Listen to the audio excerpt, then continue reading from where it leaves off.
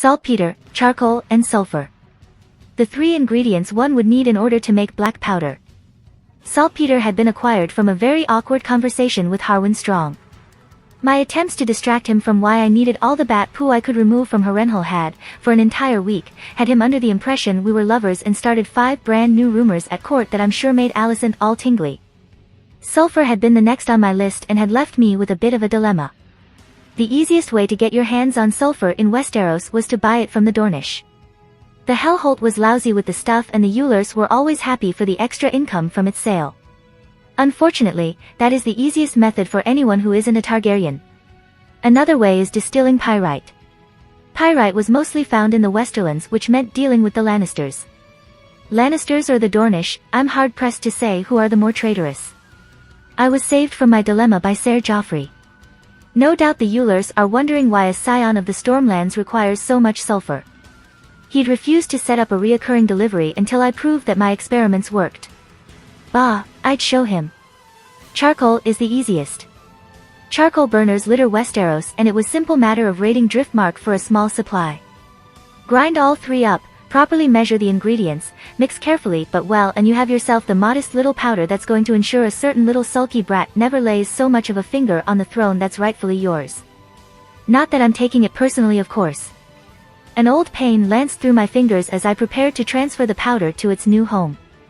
I paused and flexed them, grimacing at the ache. Grandmaster Runsider had been a genius in more ways than one. Law, architecture. He could advise on anything a king might need to know, but the man had been a god-awful doctor. As both I and my mother had discovered. I continued with the exercises until the pain abated. Very carefully, I scooped my black powder into the metal casing and tightened the cap. Whilst Dragonstone certainly lives up to its name, I'd rather not blow up the castle I've only been in possession of for 6 months. Alicent would love that. Not that Dragonstone couldn't do with a bit of exploding. Dragonstone, the castle, that is. The island itself wasn't a problem. What farmland it had was rich and productive, the weather was pleasant and the views at times could be breathtaking. When not in my lab creating the recipe for Alicent's downfall, I've taken to exploring it fully on the back of Syrax. The problem is whoever built Dragonstone, the castle, apparently didn't share my views on the island. Dragonstone itself had been built in the shadow of the Dragonmont, the towering active volcano that dominated the island. This had several knock-on effects. First, it meant that the scenic views, rolling farmlands, and gorgeous weather were on the other side of the damnable thing, and secondly, the shadow from the mountain cast the castle proper, and the small town surrounding it, into a permanent gloom.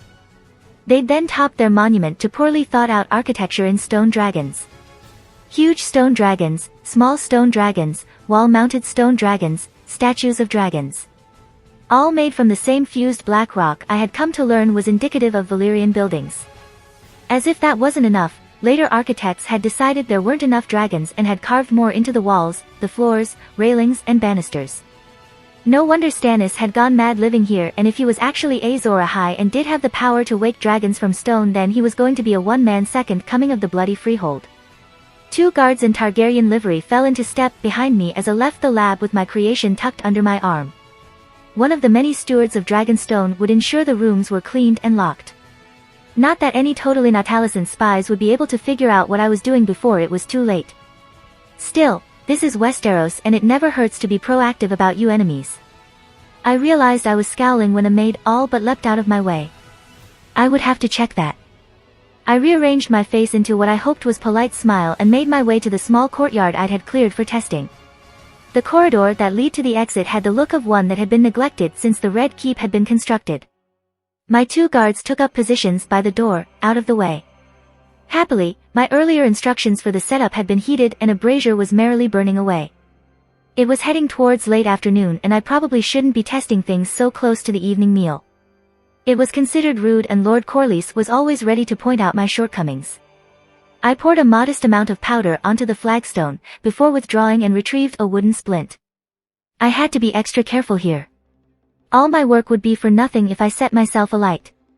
Gently, I lowered the splint into the powder before stepping even further back. Generally, black powder will ignite if you look at it wrong. In the open, like mine, it should burn. Confined, however, it produces an explosion, which is what makes it useful for flinging bits of metal about at high speed. At least that was what it was supposed to do. I could only watch with a sinking sort of horror as the flame sputtered and died amongst the completely unignited and very much not on fire powder. From the corner, I heard my guards move to intercept someone. I stared at the unburnt spot and tried to set my emotions in order. Frustration, check. Something weirdly close to grief, check. A sinking feeling that I have to face the dance of dragons without my easy mode solution of firearms, also check. Someone up there is laughing at me, I just know it.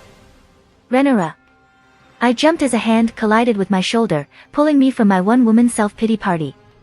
Unsurprisingly, it was yet another problem I would have to deal with before I could drop-kick Alicent all the way back to the high tower. Laenor.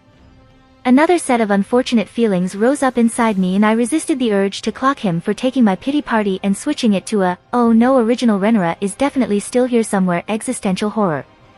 What? I bit out. I don't even know my own age anymore, but I'm damn sure I'm too young to be dealing with the question of whether I'm keeping someone prisoner inside their own body or the knowledge that a continent-spanning super war is on its way because Alicent is raging bad person. My Lord Father has requested your presence for an early dinner. Ignoring how breathtakingly rude it is for Lord Corlys to be requesting things in my own damn castle, Laenor doesn't even look the slightest bit apologetic for the delivery of bad news. I cast another glance at the black powder with the vain hope that maybe it will set alight and the first time was somehow a fluke. It remained inert and I sighed heavily before I could stop myself. Did your experiment not go to plan? Asked Laenor, peering around me. I gestured to the black powder again with another sigh and he gives me a sympathetic look. Sorry it didn't work out. Perhaps this is a sign that alchemy should not be a path to the throne. He was trying to sound conciliatory but it wasn't hard to infer he found the whole business distasteful. He may be a gay man in the heart of Grimdark Westeros but beyond matters of inheritance and love, he was remarkably closed-minded. I fixed him with what I hoped was an intimidating glare. He raised his hands in mock surrender before pushing some of his long silver hair from his face. The Laenor in me was thrilled. He was a beautiful man, tall with delicate features and long silver hair. His eyes were the typical Valyrian violet and he held himself in a particularly regal manner. I had, thankfully, failed to somehow butterfly away Rhaenyra's beauty. Trust me, she had well deserved her title of Realm's Delight. A lifetime of lessons in deportment had meant I could match Laenor's regal grace with my own. On the surface, we were a striking couple. The current power couple of Westeros. It's beginning to be spoken about at court, he continued. I frowned. He didn't have to say who was talking about it.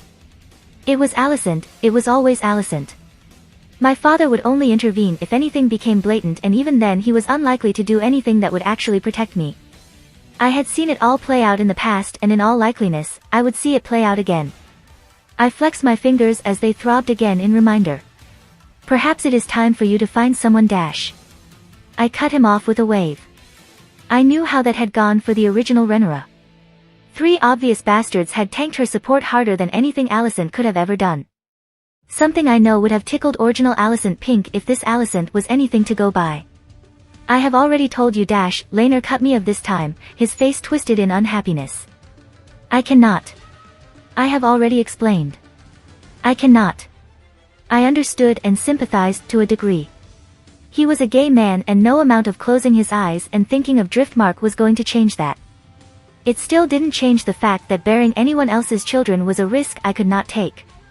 I'm not about to have children now anyway, Laenor. It's too early.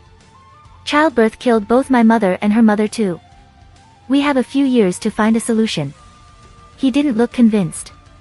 That was probably Lord Corlys' doing. No doubt he was hammering the need for a quick heir into his son's head. In canon, Rhaenyra had already been pregnant with Jacaerys by this point. I suppose the lack of heir was spooking my so-called greatest supporter. I fear that will not placate the factions at court, replied Laenor, meaning Lord Corlys even if he didn't actually mean to imply that.